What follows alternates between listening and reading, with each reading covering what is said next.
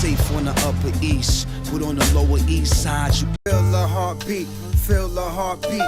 D's pulling over on the dark. Mr. Mitchell, why don't you just ask me the real question? Am I having sex with Mo? Fredro Starr, the scandalous force of 90s hip-hop and urban cinema, toured through the entertainment world with raw energy. As a founding member of ONYX, Fredro shot to fame and infamy, but his leap into acting, especially on Moesha, threw him into the spotlight. Look, I'm sorry if you got hurt, but she's a grown woman. She made her choice. Behind the scenes, his life was pure chaos. Moesha was packed with controversy and juicy off-screen drama, ending in an exit that had everyone talking. From fiery public feuds to legal battles, Fredro Starr's journey is a scandalous saga of resilience, passion, and relentless drama. Fred Lee Scruggs Jr., better known by his stage name Fredro Starr, came into the world on April 18, 1971, in Queens, New York City. His parents played an instrumental role in his early life, although detailed public information about them is limited. Fredro attended John Adams High School, located in Queens. It was here that he began to cultivate his passion for music and performance, laying the groundwork for his future career as a dancer, rapper, and actor. Fredro Starr's journey into the world of hip-hop began with an explosive passion for breakdancing. Sparked by the 1984 film Beat Street,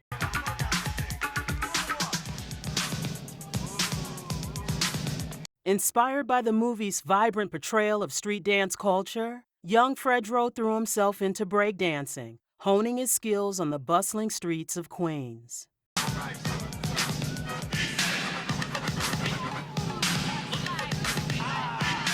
But it wasn't long before his artistic ambitions expanded.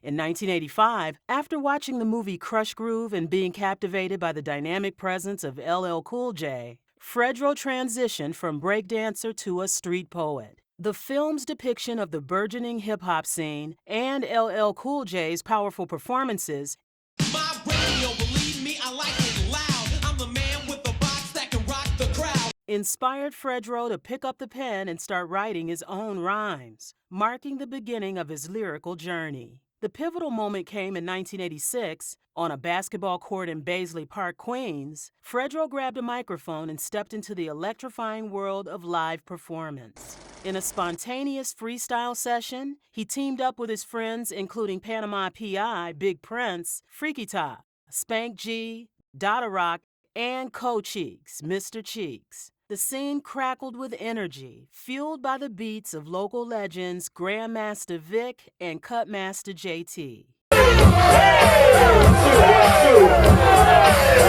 This thrilling experience ignited Fredro's passion for performing and showcased his raw talent, setting the stage for his future hip-hop success. Hell yeah! Hell yeah! Say hell yeah! Formed in 1988, ONYX consisted of Fredro Starr, Sticky Fingers, Fredro's cousin, Big DS, and Suave, Sonny Caesar. The group's raw, aggressive style and edgy image made them stand out in the emerging hip-hop scene, causing waves wherever they went. The game changer for ONYX came when they caught the eye of Jam Master Jay, the iconic DJ from Run DMC. Spellbound by their unfiltered talent and groundbreaking sound, Jay quickly signed them to his label, JMJ Records. Their 1993 debut album, Back Fuck Up, became an instant sensation. The album's lead single, Slam, propelled the group to superstardom with its hard-beating hits and rebellious lyrics, becoming an anthem for the streets. The track not only stormed into the top 10 of the Billboard Hot 100, but also dominated MTV, thrusting their hardcore style into the mainstream. Fredro Starr emerged as a standout frontman, captivating audiences with his electrifying delivery and magnetic presence. His high-energy performances and signature raspy voice became emblematic of ONYX's unique sound. The group's bold, bald-headed look and confrontational attitude injected a raw, unfiltered edge into hip-hop, leaving a lasting mark on the genre throughout the 1990s. Back the F Up achieved platinum status, solidifying ONYX's legacy in hip-hop. They continued to push boundaries with albums like All We Got Is Us from 1995 and Shut 'Em Down in 1998, staying true to their gritty, unapologetic ethos. Tracks like Last Days and Shut 'Em Down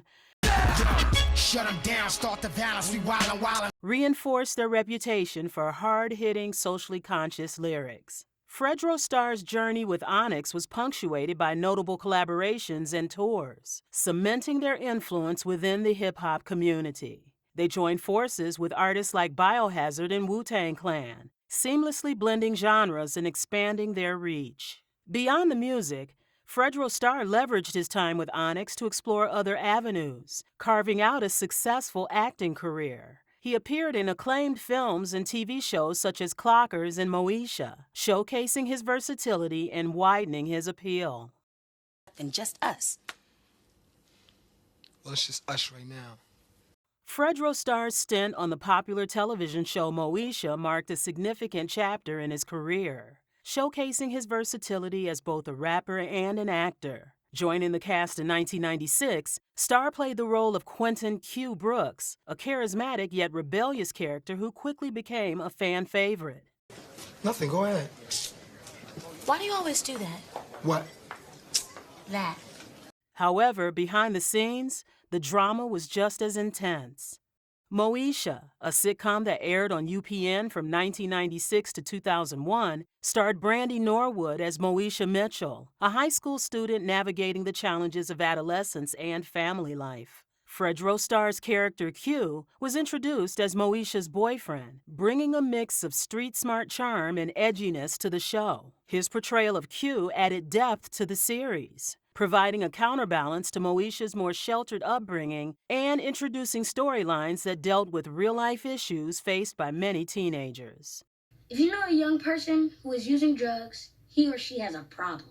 But the real show was happening behind the scenes. The feud between Brandy and Countess Vaughn was the hush talk of the town, with producers pulling their hair out trying to keep it on the down low. Gossip swirled that their rivalry was fueled by jealousy and competition, with each vying for the spotlight both on and off the screen. The drama peaked when Countess, feeling sidelined, openly criticized Brandy's attitude and accused her of being a diva. Of course it is, me. Brandy, in turn, was said to have felt threatened by Countess's growing popularity and comedic talent. In an interview, Fredro Starr revealed that the beef was, in fact, very real. I mean, there was definitely friction. Definitely. There was times on the set where they had an argument once or twice. And they got over it. You know what I'm saying? People argue. It's part of, you know. He explained that due to Countess Vaughn's role on the show and the importance of her character to Moesha, she had the leverage and pull to challenge Brandy on a lot of things. But that wasn't the end of the drama surrounding Fredro Starr's time on Moesha. Despite the public love of his character Q and the dynamic he brought to the show, Starr only featured in 2 seasons. He claims that producers let him go in an effort to bring in a wider audience. But I'm gonna keep it real. Countess Vaughn was funny. She was hilarious, and they needed her on the show. So she had a right to beef. She had a right to speak her mind. She had a right to whatever happened. I'm sure that she was frustrated enough to where it exploded.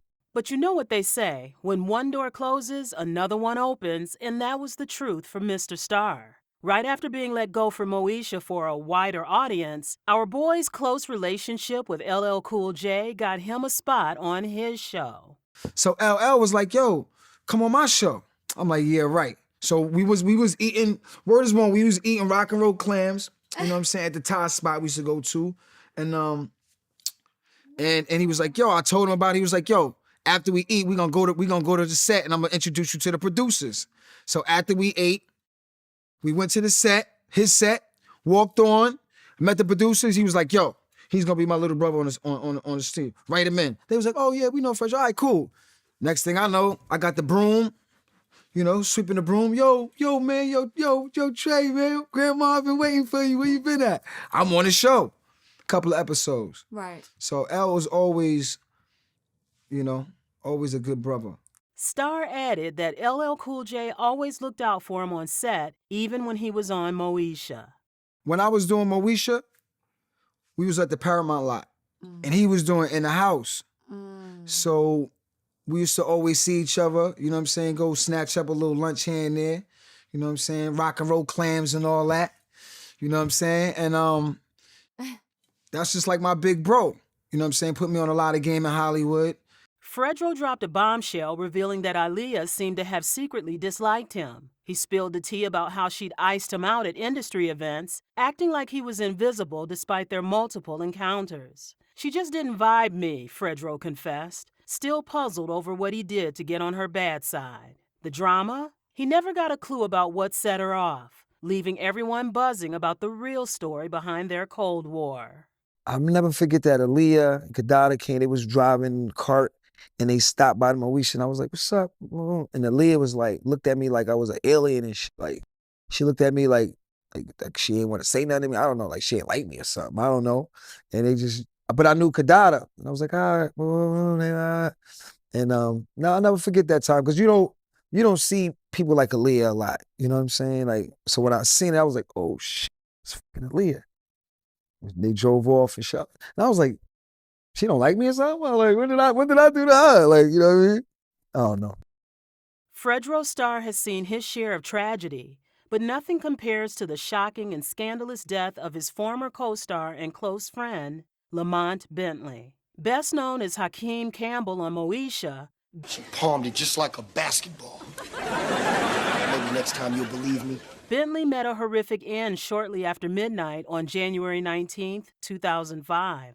The details are chilling. Bentley's car was speeding towards Rocky Peak Fire Road in Southern California, blew through a stop sign, smashed a chain-link fence, and tumbled down an embankment. He was ejected from the vehicle, landing in traffic where 5 cars struck him. Multiple blunt force injuries were fatal. He was pronounced dead at 12:23 a.m. Adding to the heartbreak, Fredro Starr revealed that he and Bentley had grown close off set, and they had talked just the night before the accident. Like Lamont Bentley was my man. He was smart. You know, it was not just some on the set shit. Because sometimes you do movies and you do TV shows and you see people at the set and you don't see them after that. Lamont was like, that was my man. Like, we go to clubs together. You know what I'm saying? Wilding. Like, so that night, he went to a club that night. He called me. He said, yo, we're going out. All right, let's do it. Because we always went to clubs. All right, let's go. I fell asleep. I fell asleep. When I woke up, I seen missed calls from Lamont Bentley. Yo, I'm going to the club. He already had left. It's like, all right, you know, clubs close at 2 o'clock out here in LA, over with. So I woke up about 1 o'clock for my little smoking that LA OG, you know, just, you just fall. I fell out. Woke up my phone, I seen Lamont, yo, he went out, Next thing I know, he died in a car accident. Starr, who was supposed to go out with Bentley that night, believes that maybe if he was with him, he would not have died. That night I fell asleep. I ain't get to go out that night, man. And I woke up, sort of, you know what I mean? Then that shit up. I don't know who called me or how I found out, but I know if I was with that nigga, that shit probably wouldn't have happened. Not saying, you know, who knows? And that's just how life is. You never know what's gonna happen, man. He also recalls going to the funeral of his friend and seeing all his co-stars from Moesha present, all of whom had formed a relationship with Bentley. You know, I went to the funeral, man. I went to the funeral and, you know, I don't like funerals. I do not like funerals. I went to the funeral and it was up, man. You know what I'm saying? To see your man laying in a casket, the whole Moesha cast, man, was there, man, you know. It's up. It was hard, you know? And this is probably like the first time I'm really like, even like going into detail and talking about, like, nobody never asked, you know, and I'm not going to talk about it, but since you asked, yeah, like I said, Lamont Bentley was a genius. He definitely would have been one of the illest comedians in the game, funny nigga, man. So we lost a good one.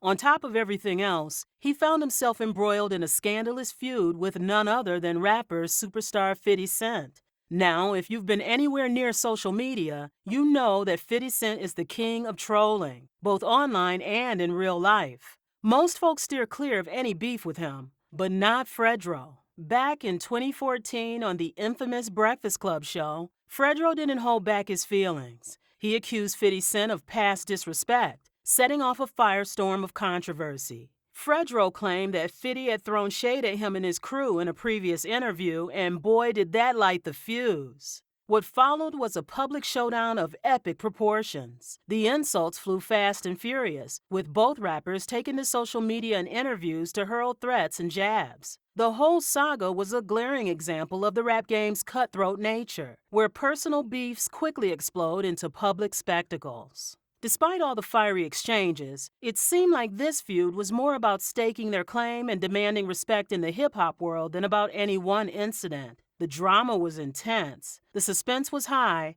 and the gossip was off the charts. But get this, Fredro says they've buried the hatchet since then. Yes, you heard right. After all that mess, they've put the beef behind them. Now, isn't that a twist you didn't see coming? Ain't no issues, man. Everything is over with, man. That man getting money, we getting money. It ain't really nothing to talk about. If it ain't gonna make me no paper right now, it's nothing to talk about. That shit is not making me no bread. We ain't gonna go in the boxing ring. We ain't gonna do the Floyd Mayweather Pacquiao thing. We ain't gonna do that. So why even talk about it? This shit is the past. I like to leave it like that. You know what I'm saying? I'm about the future. You know what I'm saying? Of what we got. The new album, Wake the Up, which is the most incredible rap album this year. Let's talk about that. Let's talk about the new movie we're about to do with Russell Simmons, The Cain and Abel. Let's talk about things that make sense, that's making us paper. You know what I'm saying? 50 already rich as He don't need me to talk about shit. He already got enough promotion. I ain't that marketing and promotion. After his Moesha days and rocking with ONYX, Fredro Starr built a career that's nothing short of a roller coaster ride. Even while he was still with ONYX, he dropped 4 solo studio albums and made a splash in numerous TV shows and movies over the years. The man's been everywhere. And here's a twist. In 2011, Fredro flexed his creative muscles in a different way by writing and publishing 2 children's books. Yep, that's right. He's not just a rapper, he's a bedtime story maestro. I wrote a children's book, called The Red Sock. You got to check it out, you know what I'm saying? Because I have children. Everybody my age, most people have children. And you want to give them something, you know, this is from me. It was my story, something I thought about. And I just did it, you know what I'm saying? And I put it out and it's been doing very well, you know what I mean? The Red Sock. It's called Little Freddie, The Red Sock. So check that out. As for right now, Fredro has a net worth of approximately $2 million. The 53-year-old got married in 2007 to model Karina Long Starr, and together the couple has 3 children. However, it was reported that the couple was headed for Splitsville in 2018, and no one actually knows the current status of their relationship. His personal life might be wrapped in mystery, but one thing's for sure, Fredro Starr is still kicking it with ONYX, tearing up stages and keeping the 90s vibe alive.